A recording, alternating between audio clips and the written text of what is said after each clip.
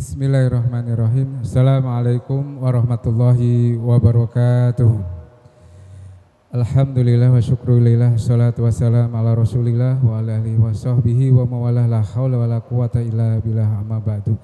Yang kami hormati, kami muliakan Rektor UINSI Samarinda, Wakil Rektor 3 UINSI Samarinda, Direktur Ma'had Al-Jami'ah yang alhamdulillah bisa hadir di tengah-tengah kita untuk mengikuti kajian zuhur berkah Ramadan UINSI Samarinda 1443 Hijriah.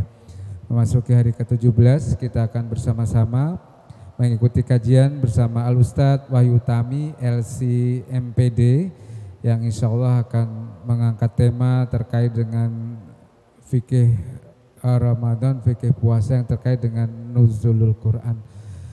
Disampaikan kurang lebih 30 menit. Dan mari kita buka sebelumnya dengan pembacaan basmalah bersama-sama. Bismillahirrahmanirrahim. Selanjutnya kita ikuti kajian kepada Al-Ustadz Wahyu Tami LCMPD. Disilakan.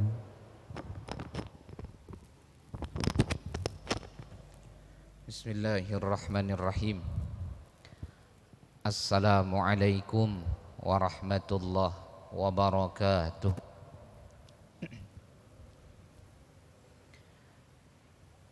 Ila hadratin Nabil Mustafa Rasulillah sallallahu alaihi wasallam, khususan kabilah Ustaz Dr. Muhammad Zuhaili, annallaha yataghashahu birrahmah wa yu'li darajati fil jannah wa yanfa'una bihi wa bi'ulumihi fid dharain. Amin amin Allahumma amin. Al-Fatihah. Alaihi minasyaitan. Bismillahirrahmanirrahim. Alhamdulillahi rabbil alamin arrahmanir rahim maliki yaumiddin. Iyyaka na'budu wa iyyaka nasta'in. Ihdinas siratal mustaqim, siratal ladzina an'amta 'alaihim ghairil maghdubi 'alaihim waladdallin. Nahmadullaha alladzi 'allama bil qalam, 'allamal insana ma lam ya'lam. Nusalli wa nusallimu ala man unzila ilaihil Qur'an, Muhammadin sallallahu alaihi wasallam wa ala alihi wa ahli baitihil kiram. Rabbi shrah li sadri wa yassir li amri wahlul 'uqdatam min lisani yafqahu qawli, amma ba'd. Jamaah salat zuhur yang dirahmati oleh Allah Subhanahu wa ta'ala, Imam Ibn Rajab Al-Hambali di dalam kitabnya Lataiful Ma'arif menyebutkan, wa'lam anna mudha'afatal ajri lil a'mali takunu bi asbabin. Ketahuilah bahwa Allah bisa melipat gandakan pahala itu karena ada beberapa sebab. Ada perbuatan-perbuatan amal yang dilakukan, pahalanya menjadi berlipat ganda karena ada sebab-sebab tertentu. Yang pertama, syaraful makan. Allah memuliakan tempat. Karena Allah memuliakan suatu tempat, maka setiap amal yang dilakukan di tempat itu pahalanya lebih banyak daripada di tempat-tempat lain. Pahalanya berlipat ganda dibandingkan tempat-tempat lainnya. Salah satunya dalam riwayat Imam Muslim, Rasulullah menyebutkan, salatun fi masjidi hada khairum min alfi salatin mimma siwah illal masjidal haram. Salat di masjidku ini, kata Rasulullah, di Masjid Nabawi yang ada di Madinah, itu pahalanya 1000 kali lipat dibandingkan masjid-masjid yang lainnya kecuali Masjidil Haram. Kenapa bisa berbeda antara masjid kita hari ini yang sedang berada di dalamnya dengan Masjid Nabawi yang ada di Madinah? Jawabannya, karena Allah memuliakan Masjid Nabawi. Maka setiap yang Allah muliakan tempat itu, lalu kita beramal di dalamnya, maka kita akan mendapatkan pahala yang berlipat ganda. Begitu pula dengan Masjidil Haram. Dan ternyata Tidak semua dari kita punya kesempatan bisa sholat di Masjidil Haram atau Masjid Nabawi. Seandainya kita bisa sholat pun mungkin hanya beberapa kali dalam seumur hidup kita ini. Terlebih kita orang-orang yang tinggal jauh dari Mekah dan Madinah, yang tentu saja keseharian kita tidak bisa sholat 5 waktu di tempat di Masjidil Haram ataupun Masjid Nabawi tersebut. Sehingga peluang pertama mendapatkan pahala yang berlipat ganda rasa-rasanya kecil bagi kita orang-orang yang tinggal jauh dari Mekah dan Madinah. Lalu ada cara yang kedua yang Allah bisa melipat gandakan pahala, itu bukan berdasarkan tempat, akan tetapi syaraful amil. Allah melipat gandakan pahala karena Allah memuliakan orang yang melakukan amal tersebut. Makanya kalau kita lihat baca hadis tentang keutamaan para sahabat, hari ini atau sampai saat ini ada di antara kita yang bersedekah dengan seluruh harta kita, maka pahalanya tidak akan bisa menyamai pahala sedekah para sahabat yang mungkin cuma 1 dirham atau 1 dinar saja. Kenapa bisa berbeda? Kenapa para sahabat itu pahala mereka lebih besar? Karena Allah memuliakan mereka. Hari ini ada orang yang dengan kita sama-sama melaksanakan ibadah puasa, sama-sama sekali mengucap tasbih subhanallah, tapi dari sisi pahala mereka lebih banyak daripada kita. Kenapa? Karena mereka dimuliakan oleh Allah Subhanahu wa ta'ala. Para wali-wali Allah, kekasih-kekasih Allah, orang-orang yang dekat hubungannya dengan Allah, secara pahala mungkin jauh lebih banyak daripada kita. Karena apa? Karena kedekatan mereka dengan Allah dan karena Allah memuliakan mereka.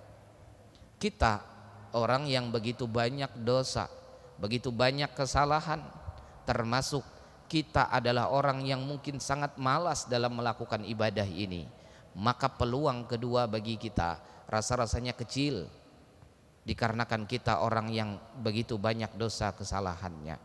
Maka ada peluang yang ketiga, yang ternyata di peluang ketiga ini tidak bicara tempat, bukan bicara tentang orang yang melakukannya, tapi bicara tentang syarafuz zaman. Allah memuliakan waktu. Dimanapun berada, di tempat apapun orang tersebut, siapapun orangnya yang melakukannya, bila dilakukan di waktu tersebut, maka Allah akan lipat gandakan pahala. Salah satu waktu yang begitu Allah muliakan adalah bulan Ramadan. Ulama kemudian, Ramadan itu mulia dengan sendirinya atau dengan adanya Al-Quran diturunkan di dalamnya. Ada perbedaan pendapat di antara para ulama, tapi pada intinya Ramadan yang hari ini kita sedang berada di dalamnya, hari ini kita sedang melewati detik-detik berharga di Ramadan ini. Siapapun orangnya, dimanapun dia berada, setiap amal yang dia lakukan maka pasti akan dilipat gandakan pahalanya. Kalau dengan memuliakan tempat atau ke Mekah dan Madinah kita belum bisa, bahkan mungkin sekali seumur hidup saja, lalu peluang kedua kita ini termasuk orang yang begitu banyak dosa, maka dengan peluang yang ketiga ini kita memiliki peluang yang sama. Dimanapun kita berada, siapapun diri kita ini, mungkin telah banyak dosa yang kita lakukan, peluang kita mendapatkan kebaikan, peluang kita untuk mendapatkan segala ampunan begitu besar, peluangnya sama. Kalau dengan cara ketiga ini masih belum juga kita dapat kebaikan yang begitu besar, kalau dengan cara yang ketiga ini masih belum banyak pula dosa yang Allah ampuni untuk kita, maka harus dengan cara apa lagi Allah datangkan kepada kita? Mekah Madinah tidak bisa ke sana. Jadi orang soleh, orang taat dekat dengan Allah sulit rasanya. Lalu dengan datangnya bulan Ramadan ini, kalau memang masih tidak banyak pula pahala yang kita dapatkan, maka harus dengan cara apa lagi Allah berikan kesempatan kepada kita?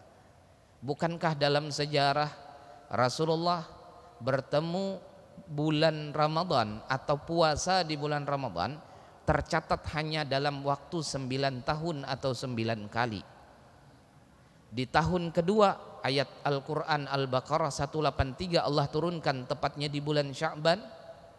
Lalu Rasulullah wafat meninggal dunia di tahun ke-11 setelah hijrah di bulan Rabiul Awal, yang artinya beliau sudah tidak sempat lagi berpuasa di bulan Ramadan pada tahun ke-11 itu. Maka dalam sejarah tercatat hanya 9 kali atau 9 tahun. Jika dibandingkan dengan usia kita, jika dibandingkan dengan kita hari ini, rasanya lebih banyak kita bertemu Ramadan. Sudah puluhan tahun, puluhan kali kita bertemu ibadah bulan Ramadan ini. Dan sekali lagi, kalau sudah 10 kali lebih, bahkan kalau hari ini, mohon maaf, usia kita sudah di usia 40, 50 tahun, yang artinya kurang lebih sekian kali, 40, 50 kalilah kita bertemu Ramadan ini. Belum juga diampuni dosa-dosa kita, belum juga banyak kebaikan pahala kita, maka harus berapa tahun lagi kita Allah panjangkan usia bertemu Ramadan. Ini yang pertama yang ingin disampaikan. Sehingga jika kita melihat dalam kitab-kitab fikih klasik khususnya, atau kemudian apa yang seharusnya kita lakukan agar mendapatkan kebaikan yang benar-benar maksimal di bulan Ramadan, maka tentu saja ada syarat dan rukun dalam ibadah puasa yang harus benar-benar kita laksanakan ataupun harus kita tunaikan. Jika kita melihat fenomena yang terjadi di masyarakat kita yang secara umum atau kebanyakan mayoritas kita bermazhab Imam Syafi'i, yang kalau kita lihat dalam mazhab Imam Syafi'i yustahabbu at-talafuz, melafazkan niat itu bagian daripada sunnah yang dianjurkan dalam agama ini. Hanya saja orang kita kebanyakannya terhenti dalam pelafasan tersebut, atau dengan kata lain hanya sebatas melafazkan niat tersebut. Dari sisi hukum fikih, maka tentu saja puasa orang yang dilakukan seperti itu dianggap akan bermasalah. Kenapa? Karena rukun pertama dalam puasa adalah niat, sementara niatnya belum terpenuhi dikarenakan hanya melafazkan niat tersebut. Rasa-rasanya hampir sama setiap masjid musholla kita, setiap malam selesai dari tarawih itu selalu diingatkan, baik itu oleh imam atau petugas yang memimpin pada malam hari itu, dengan diingatkan ayo sama-sama berniat, kemudian dibaca nawaitu sauma ghadin an adai fardi syahri ramadana hadhihi sanati lillahi ta'ala.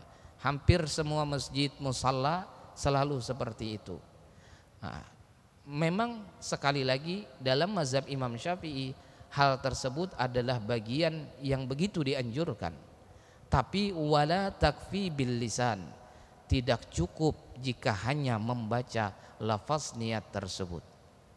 Artinya wa yustahabbu at-talaffuz biha ma'al qalb, wajib ada di dalam hatinya niat yang seandainya boleh kita bahasakan, bahasa hati kita adalah terjemah daripada lafaz niat tersebut. Di mana-mana ketika saya menyampaikan, saya selalu ingatkan bahwa setelah kita membaca nawaitu sauma ghadin sampai selesai, setidaknya dikasih waktu jeda sebentar saja untuk masing-masing memantapkan, memasukkan niat dalam hati, yang sekali lagi jika diterjemahkan atau dibahasakan dalam hati kita, maka muncul terjemah nawaitu sauma ghadin, sengaja saya puasa besok hari. Puasa yang mana? Tentu saja puasa an adai fardhi syahri Ramadan, menunaikan kewajiban bulan Ramadan. Ramadan yang mana? hadhihi sanati, Ramadan yang tahun ini tentunya, yang saat ini sedang dijalani, lillahi ta'ala. Dan dalam fikih inilah yang kemudian disebut dengan niat. Jadi ini yang ingin disampaikan terkait aturan fikih yang selama ini terkadang ada sebagian jamaah kita ataupun masyarakat kita ketika mereka dianggap melakukan niat, sejatinya mereka hanya melafazkan niat tersebut. Yang meskipun bahasa hati ini adalah bahasa yang rasa-rasanya tidak bisa diwakili dengan kalimat atau kata yang ada di luar, karena yang disebut dengan niat adalah inbi'athul qalb, lintasan yang ada dalam hati kita. Itu pula lah kemudian ada ulama yang menyebutkan dalam bahasa bahwa apabila seseorang punya keinginan di dalam hatinya untuk melaksanakan ibadah puasa, dibuktikan dengan dia santap sahur, maka itu sudah cukup mewakili. Meskipun hal ini kemudian di belakang hari oleh ulama-ulama lainnya dianggap belum bisa dijadikan patokan atau tidak bisa dianggap sebagai niat. Kenapa? Karena ternyata benar di dunia ini ada orang yang bangun sahur, ikut santap sahur, tapi belum tentu besoknya dia mau puasa. Ada orang yang malamnya ikut sahur bersama-sama, tapi nyatanya pada saat siang harinya dia tidak melaksanakan ibadah puasa. Ini menunjukkan bahwa setiap yang makan sahur belum tentu besoknya mau puasa. Maka yang bisa jadi patokan sama sepakat seluruh ulama apa yang ada di dalam hati kita, dan ini menjadi sesuatu yang wajib, yang disebut dengan niat, dan itu adalah merupakan rukun puasa yang pertama. Jadi ya mudah-mudahan kita orang yang benar-benar faham terkait hal ini, sehingga pada saat kita malam hari, karena di dalam mazhab Imam Syafi'i puasa itu khususnya puasa yang wajib, puasa Ramadan, syarat niatnya adalah at-tabyid, wajib di malam hari ataupun sebelum masuknya waktu subuh, yang artinya juga tidak mesti selesai dari tarawih. Bisa saja kemudian kita berniat menjelang tidur, bisa saja kemudian kita berniat selesai dari santap sahur. Selama azan subuh belum berkumandang, maka tentu untuk berniat pada saat itu masih punya kesempatan. Itu yang kedua.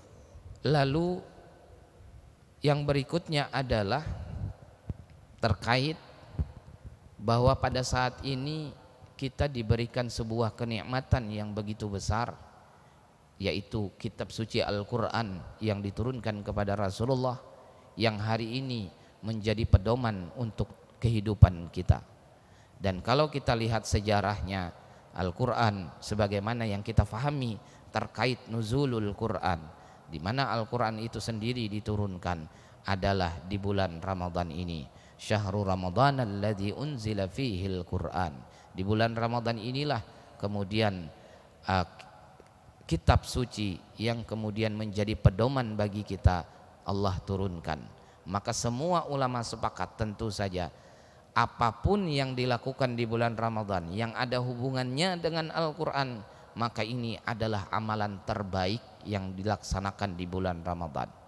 Jika ada yang bertanya amalan apa yang paling bagus yang dilakukan selama bulan Ramadan, maka jawabannya interaksi dengan Al-Quran, baik itu membaca, baik itu menghafal, ataupun sebatas mempelajari dalam arti belum mampu menghafalkannya, maka insya Allah ini adalah amalan terbaik yang dilakukan di bulan Ramadan.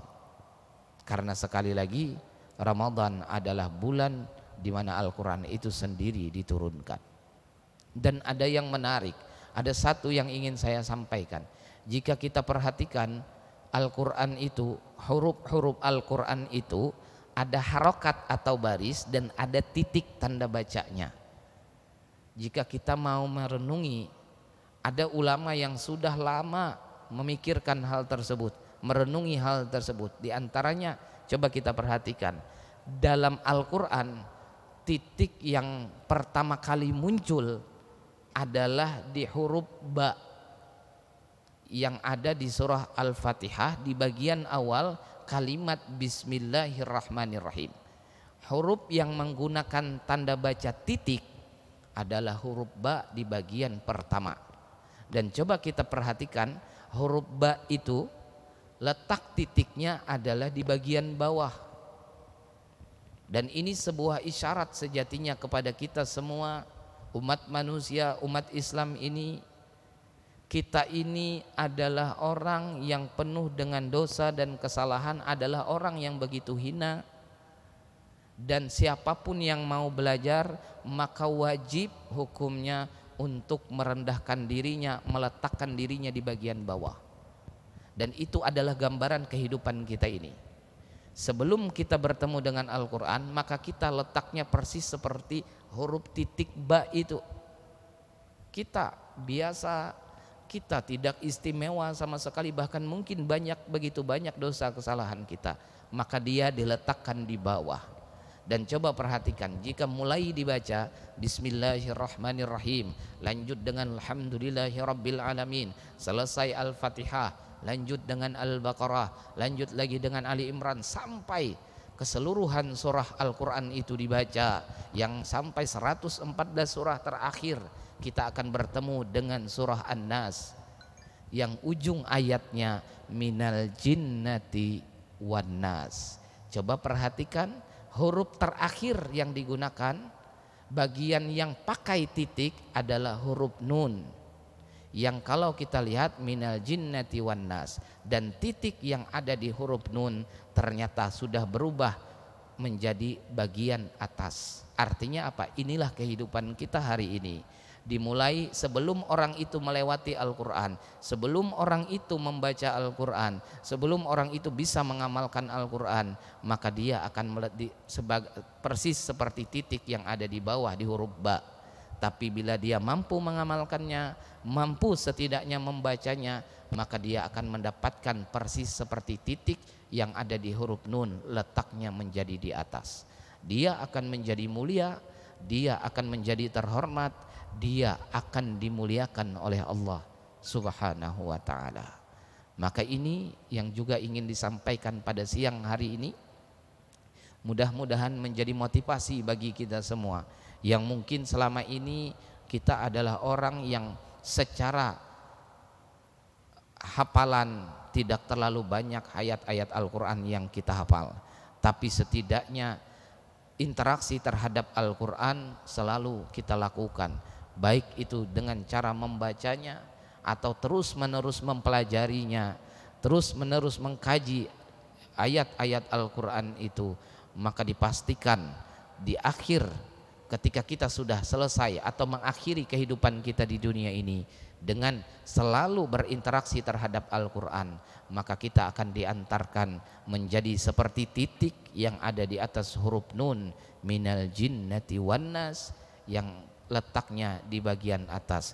Kita akan jadi orang terhormat, kita akan menjadi atau mendapatkan kemuliaan, baik itu kemuliaan yang ada di dunia ataupun lebih-lebih kemuliaan yang ada di akhirat. Ini salah satu hikmah atau kemudian salah satu yang mungkin bisa kita renungi bersama, betapa apa yang ada dalam Al-Quran itu syarat dengan makna dan rahasia-rahasia di dalamnya. Jika kita terus mengkaji seumur hidup kita, jika kita habiskan waktu kita dengan selalu bermulazamah, interaksi dengan Al-Quran, maka pasti akan ada rahasia-rahasia besar yang Allah akan bukakan kepada kita semua. Jamaah yang dirahmati oleh Allah Subhanahu wa ta'ala, terakhir terkait kembali, selama ini setiap kali kita berbuka rasanya orang kita tidak pernah meninggalkan doa pada saat berbuka, baik itu dengan menggunakan hadis Allahumma lakal sumtu wa bika amantu sampai selesai, atau dengan riwayat yang lain dhahabaz zam'u wa btallatil uruq wa tabatal ajru insyaallah.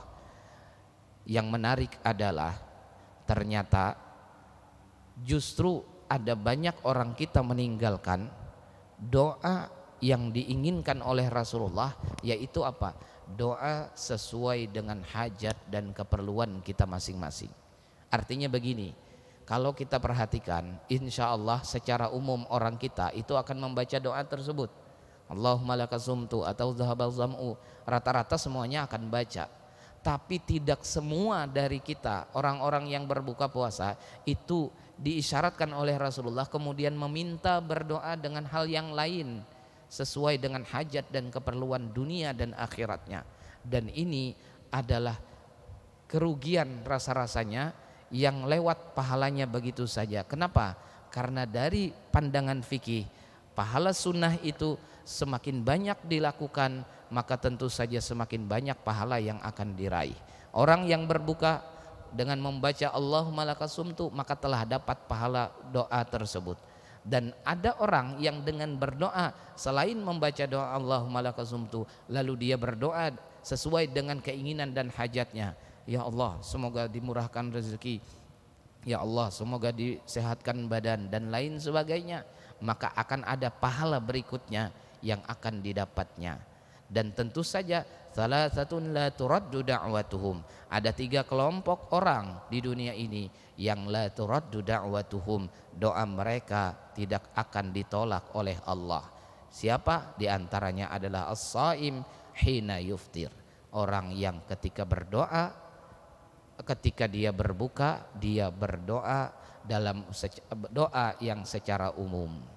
Artinya yang ingin disampaikan, coba tambah doa kita itu. Selain doa yang biasa kita baca, itu doa ul-warid namanya, doa yang langsung dari Rasulullah. Ini yang paling utama.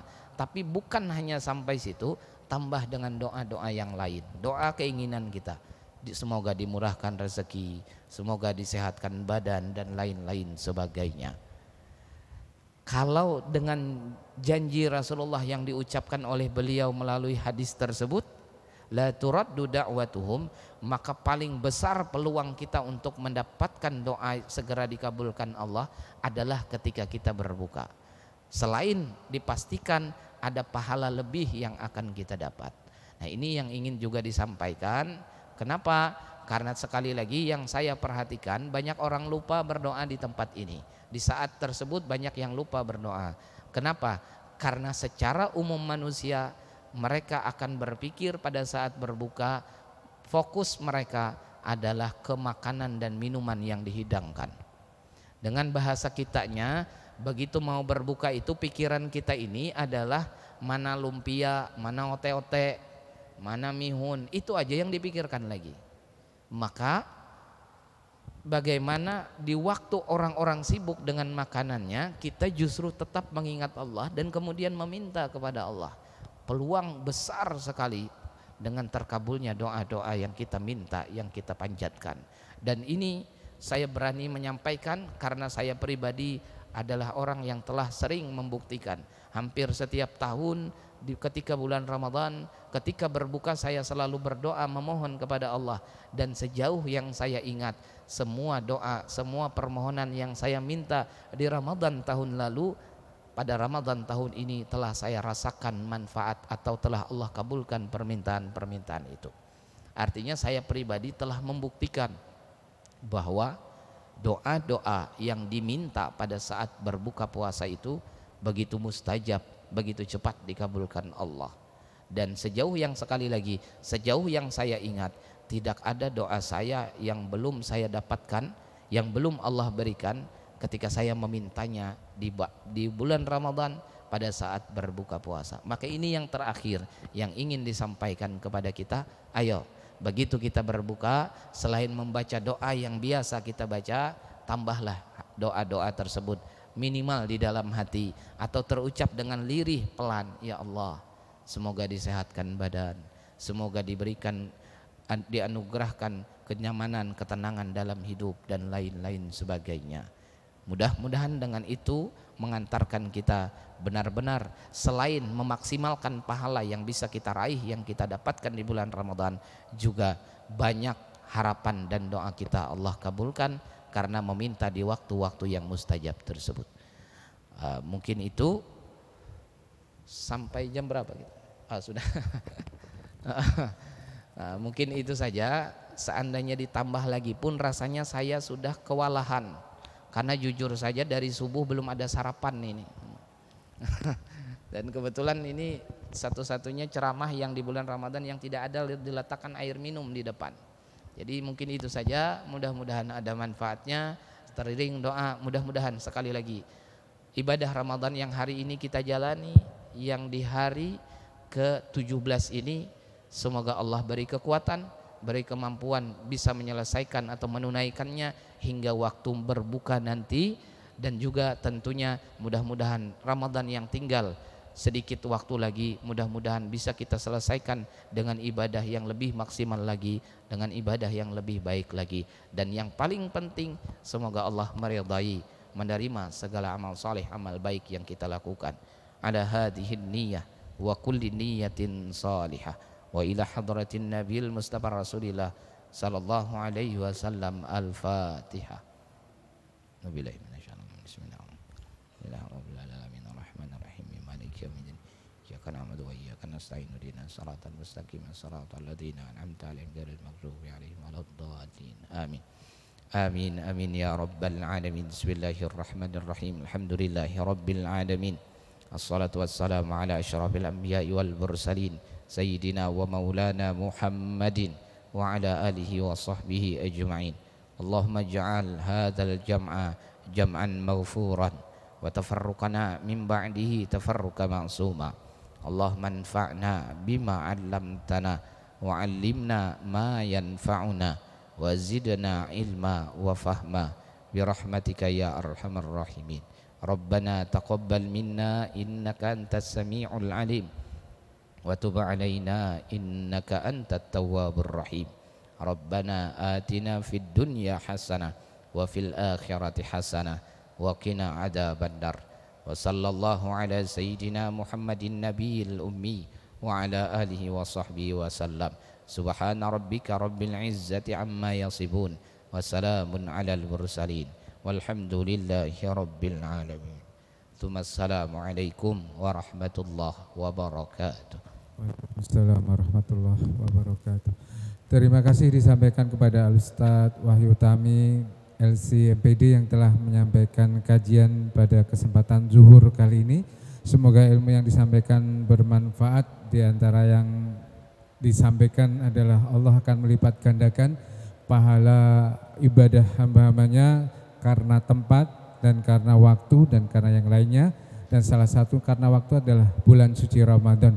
Untuk itu kita yang diberi kesempatan untuk bisa bertemu dengan bulan suci Ramadan tahun ini, mari kita bersama-sama untuk selalu melaksanakan berbagai macam amal ibadah, baik yang wajib maupun yang sunnah.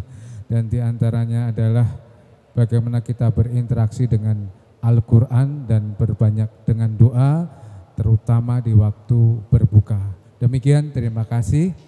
Semoga menjadi amal ibadah kita semua. Kurang lebihnya mohon maaf. Assalamualaikum warahmatullahi wabarakatuh.